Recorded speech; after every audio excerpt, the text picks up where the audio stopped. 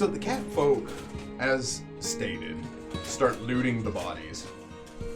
Jarl turns to look at all of you and he says, "So, where do these strangers come from? What is on the other side of this portal?" A swamp. Martrek swamp, to be precise. Oh. He kind of examines it. As you all kind of look around, you see, kind of periodically, you see roots, great roots, reaching up from the ground. It extends out as far as the eye can see.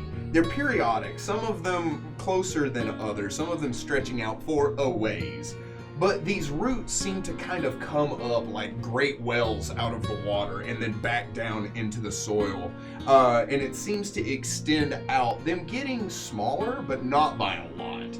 And it looks as if this goes on for maybe hundreds of miles. When you look out into the distance, you see it. None of you have ever seen it in person, except for you. But you see the great tree. This tree, it's kind of, the forced perspective is a little odd. It's kind of hard to wrap your head around exactly how far away it is. But you see it in the distance, that kind of haze about it from how far it is. And you see the bottom of it is this deep jade green.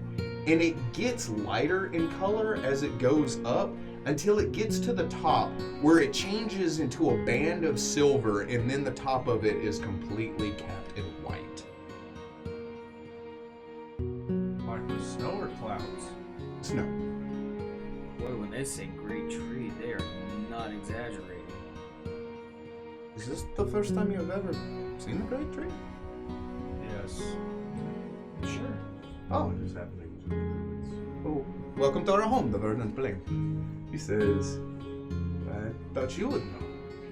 That's what I was excited to ask you. When did they disappear? Some time ago, we're not entirely certain." Have you been to New Baron recently? No, we're usually not allowed to go there.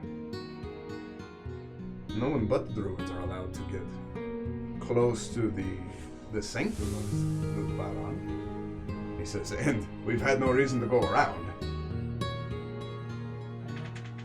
It's a long way. What did you say this happened about maybe 3 or so weeks ago? What? He says, looking at the ogres, however long it would take for them to come down from the mountains. What, how They long are will it like- take them to come down the mountains? Knowledge geography. Can you roll higher than the 10. 20?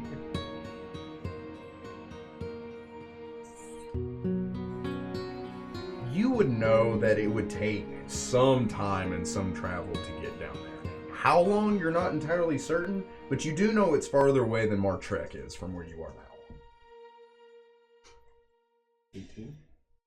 18, you kind of have that same feeling. Crazy. He says, but someone that may be able to answer your questions better would be my grandmother. She is the leader of the caravan. Do you like your sister? No, she's my grandmother. I look to the demon king. I don't know. So, yeah. Is it like a familiar grandmother or is it like a gypsy kind of grandmother? I've known her all my life. Very familiar with my grandmother. We're very close. There's not many of us. There were about to be fewer if you hadn't intervened. You and your goose druid. Your goose red. There's also Except this.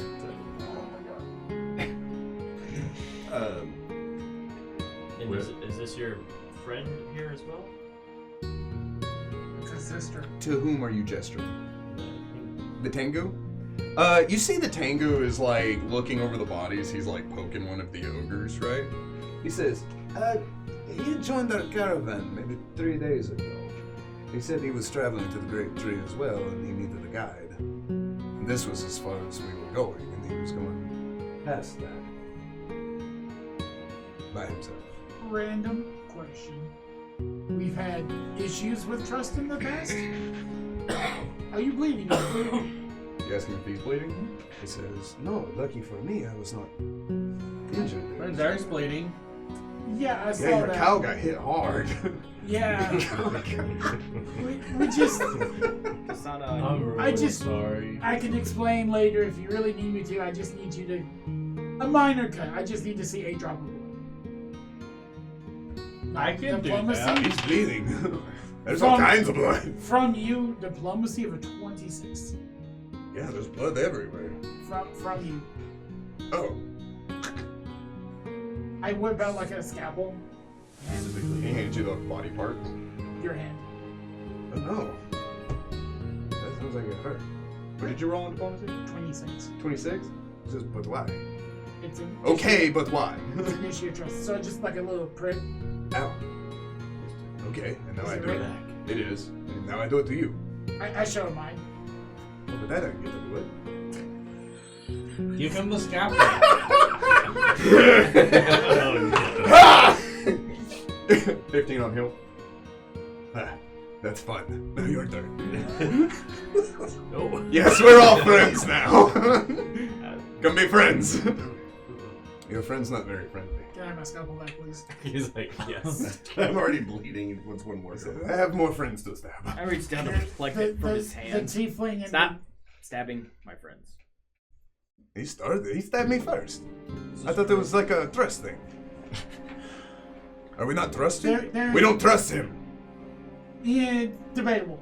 There's been an issue going around, and if you're a bad person, you will bleed this black blood. If you're not a bad person, you will bleed regular. So bad bleeds black blood. Yes. Oh, The 3 B's of you. I see. Good. Yes, go on. I'm waiting in anticipation. Is a good gout green? I sort of asked the tiefling and the team to also do just a pinprick of. She does. The Tango, as you turn around, you see he takes his rapier, he cuts his hand. He says, I, as a matter of fact, happen to be quite familiar with this procedure. He says, very clever that you figured it out on your own. And he says, by the way, may I ask you all who you are and what you're doing here? He says, quite an interesting thing you've done coming through this portal. He says as he pokes his cane through. Please don't. Please don't. Right on the other side. I don't want You you to should go over there and find out. I don't want you to stab Yes, one of my go, friends. go through and start Or hitting the family. first thing you see. He says, have you stabbed him?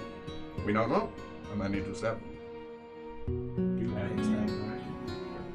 He says, but excuse my rudeness. I would like to introduce myself. My name is Terus Aloysius Corvus, at your service. I'm sorry, say that again. Terus Aloysius Corvus, at your service. Thanks, Cat. And some call me the Scrutineer. Neat. He says, no, the court, you haven't heard of me? Where are you from? I am You can from roll knowledge local if you'd like. Oh, that is not around here. 10. 10. I wrote the same thing I wrote for the other one. Not That's 10. 16. 22. Alright, Mr. I have rates and knowledge local. 10? 19, knowledge local? 22. 22? The rest is No. Okay. You two have heard of him. oh, As a matter of fact, he's a very he's a distinguished author. Has written several books on diplomacy, especially between nations. He is very wealthy and fancies himself a bit of a diplomat. But he's not actually Wait a considered one? Like, that's not his job, no, but your Taurus? he says, as far as I'm aware, yes. Several of your books were required reading with the. You've read my books! Yes. Of course you've read my books. A learned man, a scholar and a gentleman, I can tell, he says. You haven't read his So books. what does a What's a- Oh, he's diplomat being such as serious. yourself? I don't know. Why do I you say find holding yourself my traveling obvious to gun. I have the great told. trees?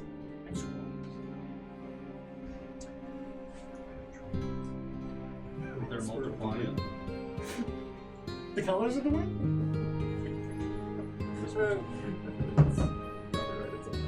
Somehow. Somehow. What was the question? What does a diplomat like yourself find your way towards the great tree? might be asking you the same question. Not a Dilma. No, but your father was. Interesting. And he says, you look much older than the last time I saw you, but I do recognize you, Perrin. He says, Perrin Aristep. He says, you've come a long ways. Perrin? Perrin? Not Perry? It's all in shambles. The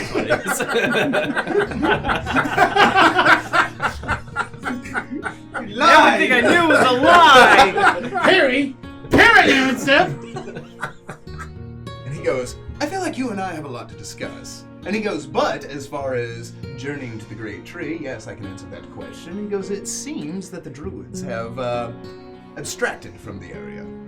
And I'm uncertain to where they have gone. And he goes, and with the rise of the Black Blood, he says, it is something that I'm very interested in.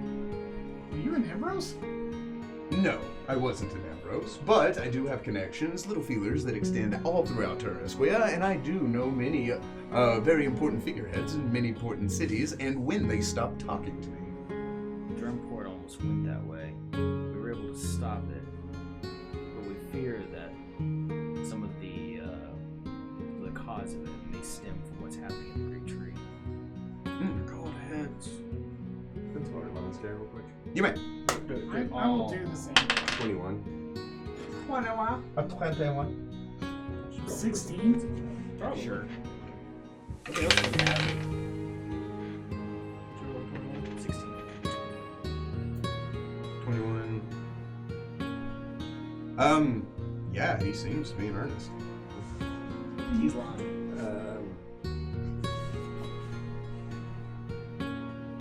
Have you met any of the Druid leaders before? He says, unfortunately, no. And he says, when you're in the position that I'm in, an esoteric group like the Druids are something that you don't get to speak to very often. He says, unfortunately, I haven't had the pleasure, but I would be very interested in doing so. He says, but a powerful enough druid such as yourself, able to shapeshift into such great beasts, I've assumed that you've spoken with them.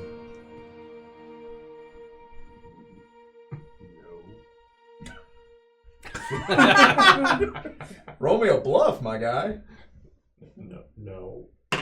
Never. I was not trained by those ravens. I'm a self-taught. It's a 6.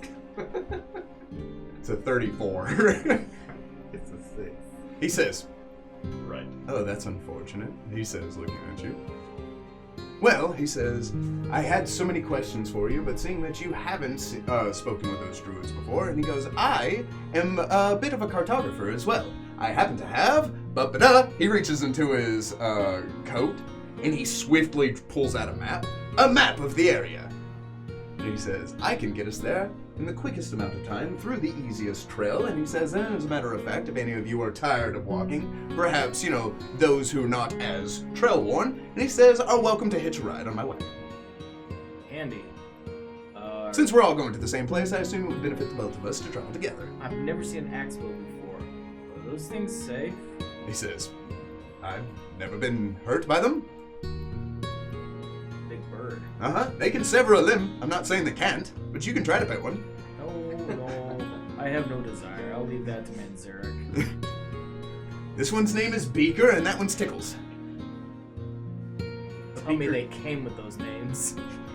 He says, yes, Roll us a bluff. they came with those names. Who did you know in Drumport? He says, I happen to know a lot of people in Drimport. And he says, but I was unaware that the Black Blood had stepped into it. How long ago was this? Did you know Melkor? Yes, I know of Melkor. He's one of High Lord Mayor Hawthorne's many children. The black sheep of the family, as a matter of fact. Did you hang out with Melkor? Hang out, he says. I can't say I did. He partied a little harder than what I am used to. To answer your first question, about a week or two. I see. He says, that's relatively recent. I'm surprised I haven't heard about that. But in the last 2 weeks, I have been traveling. When's the last time you talked to him? Melkor? Yes. I don't. I haven't had the pleasure of knowing the man personally. And he says, but I have read about Lord High Mayor Hawthorne's lineage. He says, 50 children's quite a lot to keep up with. Well, why are you so interested in my relationship? Yeah, you're like, yeah, that's normal. You're like, Why are you so interested with my dealings with... Because he was the one that spread the Blackfoot in the city. He contacted it and spread it throughout. Patient zero, he says. One person can do that? Patient one. He wasn't the first. He contacted it from someone else that got it from the tree area. Excuse me, and he says, perhaps this is something that he kind of looks around at the caravan as the cat folk are gathering their things. Maybe this is something we can speak about in private. And he goes, of course, we know that we can trust one another, but so many ears makes for a difficult position. Changing topics. Do you know of any really ancient structures nearby? Oh yeah, that tree. Older than the tree. Older than a tree? He says, well, yes, as a matter of fact. He says, the sanctuary that it is grown out of. The main base where the druids hold their meetings. That predates the tree itself. There is tell that an evil baron once lived there, that he coveted a small sapling, kept it there, and then when the baron died, the sapling took root and grew so large as to encompass the entirety of his castle. Can I roll knowledge history with that? You may. Sounds like he was a tyrant. 25? With a 25, you've heard that, but there's no real, evidence to suggest that any of that's real. But yes, there is a structure underneath the red tree, and yes, it does predate the tree. But for any knowledge that, that's legit, is either kept by the druids or doesn't exist. That's what a druid should know, yeah? Mm-hmm. Maybe no. You do know that, and that is true. Let's take this conversation indoors. And shall it's we? uncomforting that he knows that. Where? In his wagon. It's something that someone's cooking. You're really good too. It's one of the things, somebody would be harshly reprimanded if they spilled that to somebody. But what they don't know. So I get uncomfortable when he says it. Oh, yeah. I just It seems like he likes to flaunt what he knows.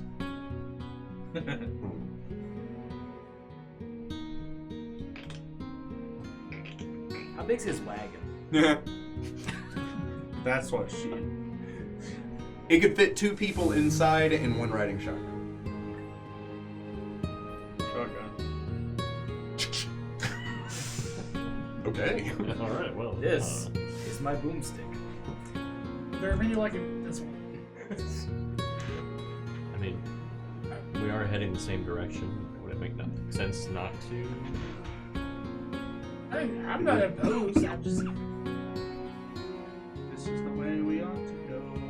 Excellent! He says. Are we following the Hydra or the Dragon?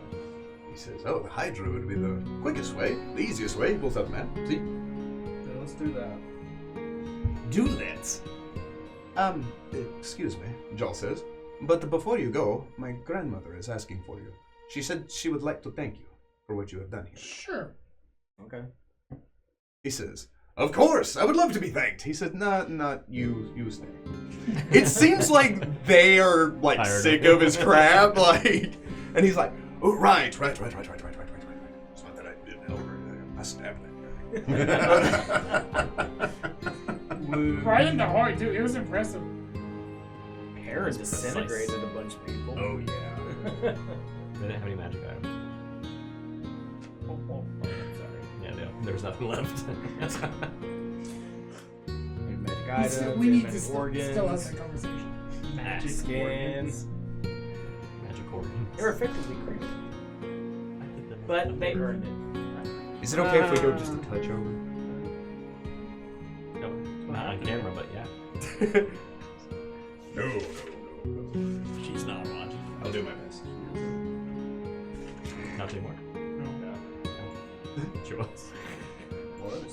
Close. Jal takes you all over to one of the wagons. It is the largest and most ornately decorated.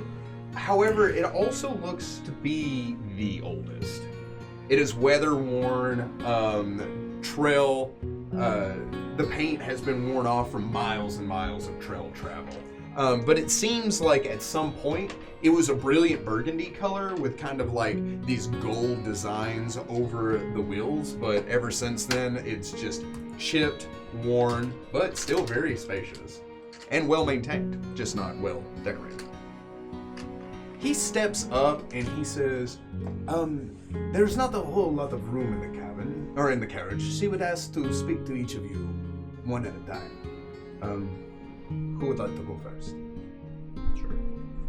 She's very good. He opens the door. As soon as he opens it, a heavy cloud of incense fills the air. On the inside, it's dim. There's a couple of lanterns, but the curtains are drawn to block out any light. There is a table with a crystal ball and a chair that is facing away from it, and you can't quite tell who is sitting in that chair. He says, step right up. Okay. Robbie says, what are we doing? What are we doing? What are we doing? Magics. Magics. We're doing magics. We're always doing magics of some kind. Stepping into the wagon, he shuts the door. The rest of you have time to kind of mingle about and ask questions or talk to the catfolk if you like. They are very interested in talking to you, but the longer you spend with them, the more you feel like they're going to take something. Like, as they become, like, very friendly Very and, aggressively friendly. yes, you know. You like dogs.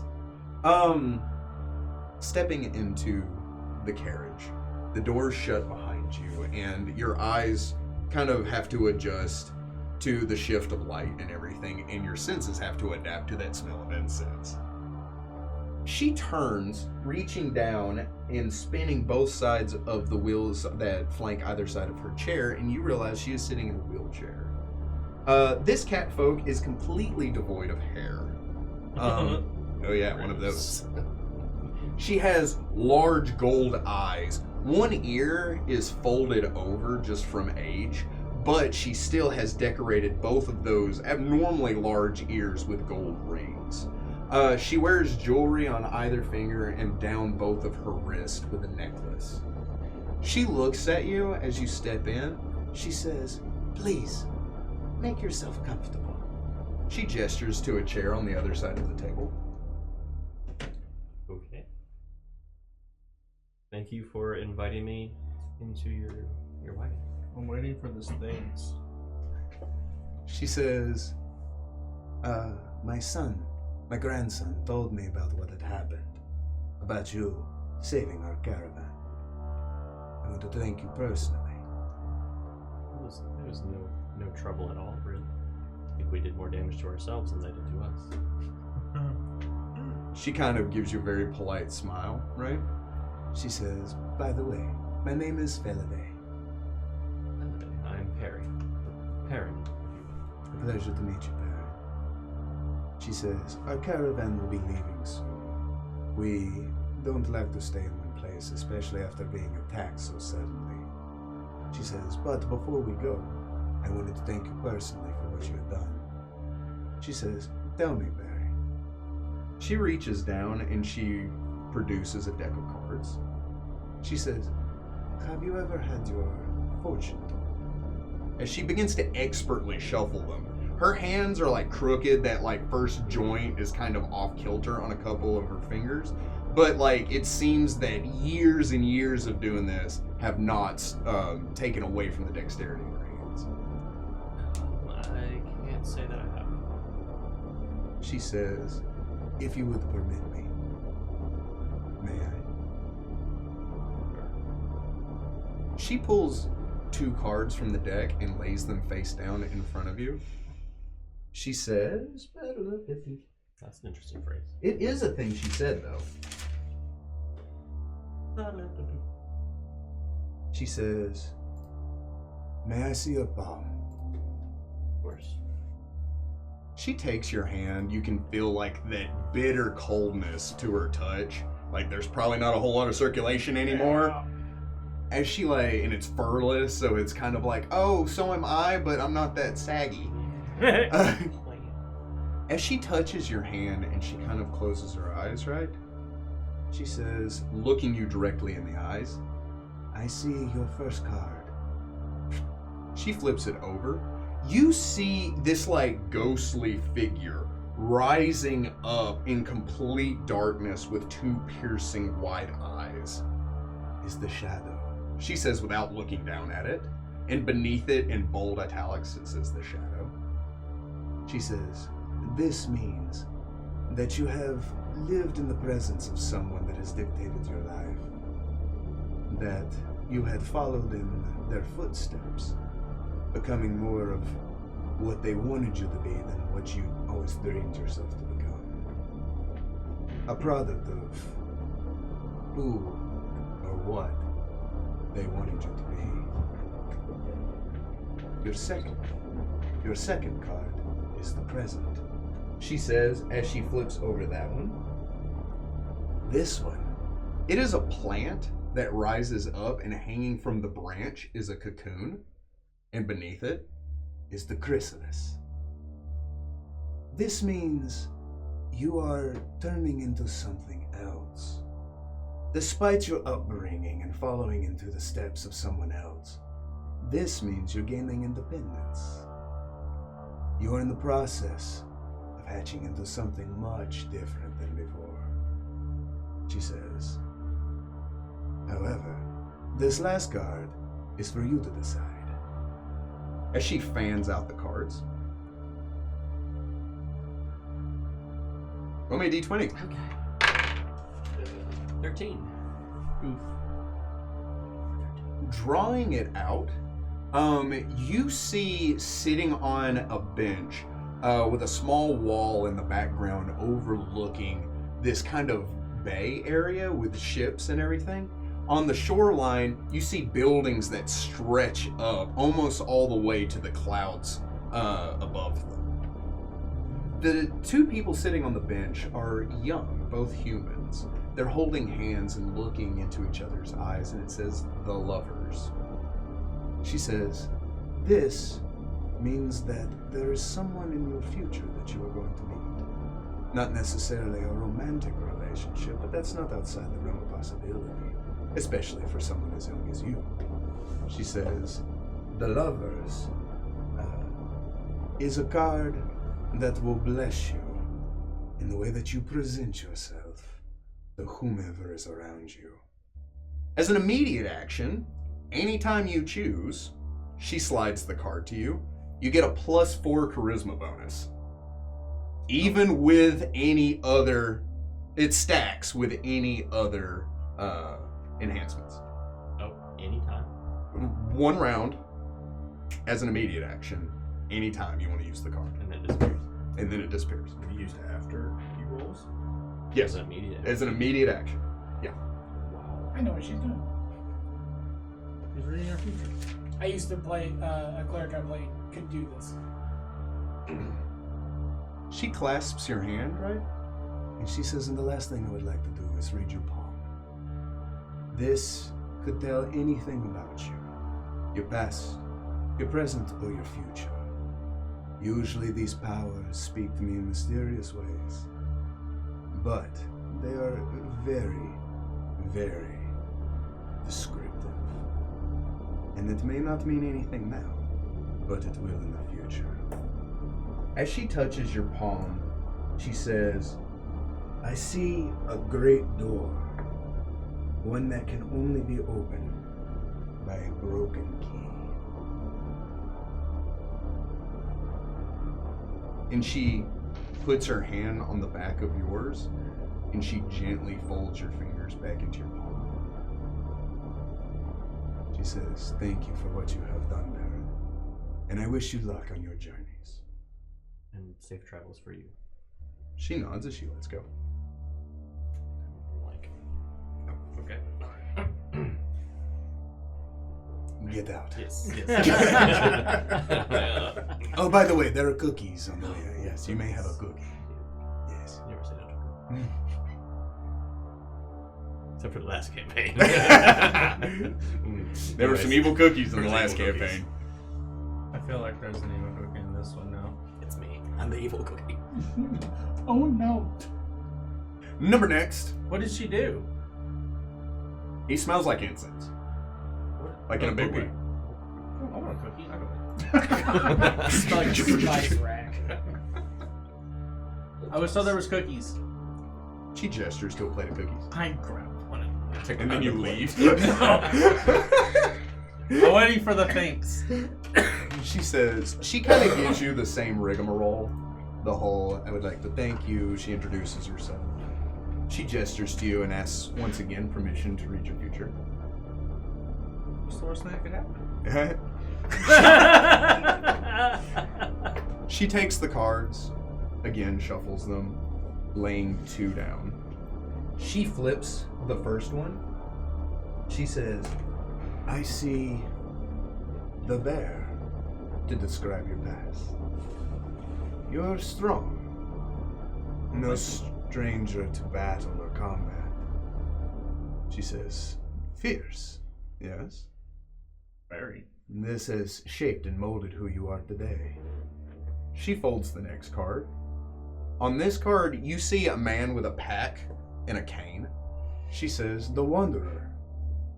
She says, you are looking for something, but you're not sure where or what it is. Something drives you, with no real destination in mind, but a general direction. She says, it is no scam. She says, this is real. You may draw a card. Go pick one. You'll never believe what it is. 10. Oh, neat. You draw it, you see there's a gesture, and he's like falling down, and it says the Fool. Appropriate. She says, it says here that you will have mistakes, as everyone does.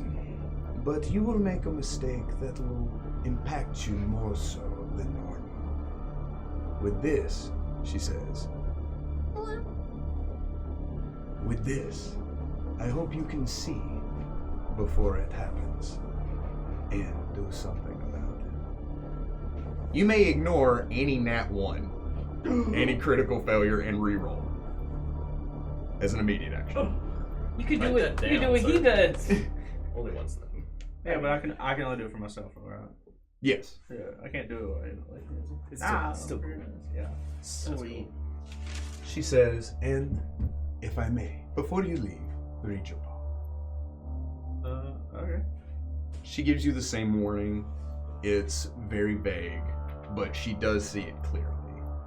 She reads your palm looking down at it, and she says, I see a black serpent, great in size, towering over even the trees surrounding it. It has 4 heads, and one of them is consuming the tail. She closes your palm. You seem to know something about that. Chasing after the 4 heads. Outside of descriptions, I'm not sure if it's. Maybe it will present itself in time. This is real funny because I'm not going to follow. Thank you. Have a cookie. Oh, okay. I Have a another second cookie. I grab another cookie and put it in my mouth as I'm walking out. You smell like a spice rack as well. She got cooking in there? Yes, you should go check it out. It's so good. She's baking. Literally. I hesitantly push my way through the flaps. Again, welcome. My name is Feliday. How you doing? Check out my cards. Give as formal of a bow as I can. She presents your 2 cards to you. She says, the first one is the Shattered Stone. This says to me that you sought to become something, and it was taken from you. That what you built your life around has fallen apart. She flips the next one, again not looking down at it, but maintaining eye contact with you. You see a baby in a crib. She says, "This is the newborn." She says, "Unlike the chrysalis, this means you've already become something new, whether you know it or not." She fans out the cards, and she says, "But the last one, your future, is for you to decide."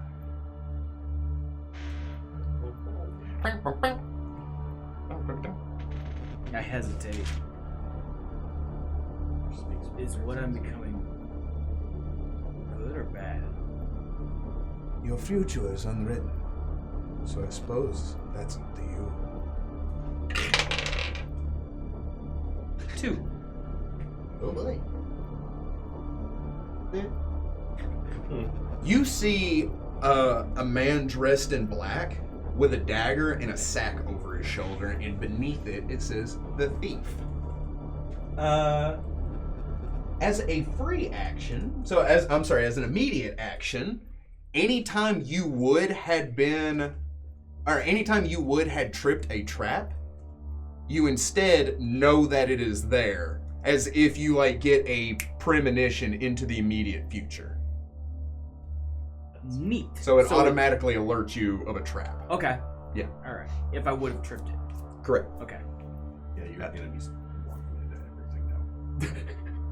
You take the first step. Nice. I hesitantly bow. I have look of concern on my face. And I turn and leave. Before you go, I'd stop. if I may, I would like to read your palm. I pull my gauntlet off my hand and hold it out to her. Ah, you are sweaty. Straight from my end. Ew. I see a falcon perched upon what remains of a shattered sword.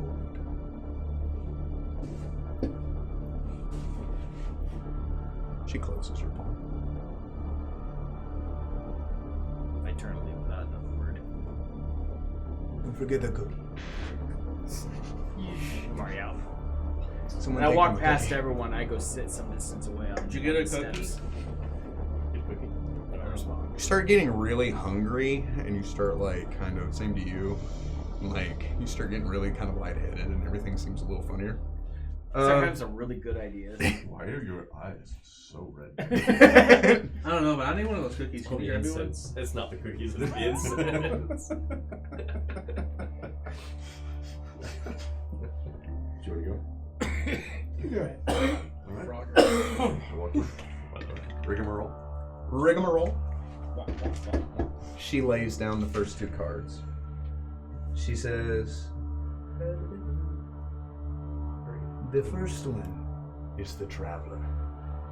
You have left something very dear to you and very comfortable to seek out something more important in life."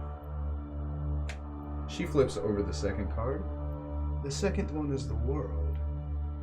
Typically, this would mean that you are seeking something, traveling, maybe for experience, but that's not the case. You're more connected to the world than that. This means you have a connection to everywhere you go. But, lastly, 6. you draw the bull. It is a large horned bovine with a wicked ring in its nose. As an immediate action, for 1 round, you get a +4 to your strength. That's what the bull. You get the bullhorn. I'm like, is it just in the front? Just one. And lastly, I would like to read your palm. Oh, there's no lines. It's very sticky.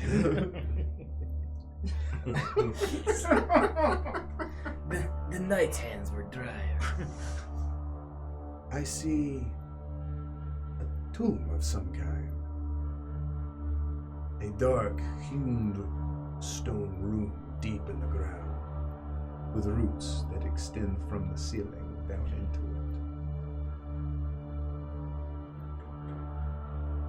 Close it. Take a cookie. Grab me a cookie. I'm just outside, just randomly. Rigmarole, rigmarole, rigmarole. Say, hey, will you grab a cookie for me? Hey, man, you got any more than cookies? You make those with crocaine? See, that That joke was cracked out. Oh boy. She says, for your pass. She looks at your card. When you look down at the card, you see a tall, cloaked, skeletal figure gripping a massive scythe. She looks up at you. I feel like you know more about this card than I do. I just give her a smile. She flips your second card.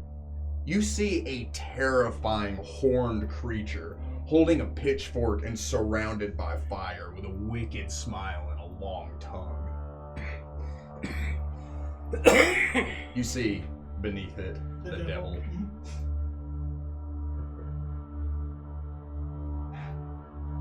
This seems more on the nose than what I'm used to. No offense. I just point to the black chain. I see. Well, She looks nervous. for your future, I assume. I apologize to anyone. 13. 13 and lovers. Yeah, you do. Reroll. That card's not in the deck anymore. Okay. Oh no. 17. 17. That's a new one. You draw a large stone tower with banners on all four corners. There is an army laying siege to this tower, but it seems to be impenetrable. And beneath it, it reads, The Fortress. As an immediate action, you can gain +4 to your fort save. Noise.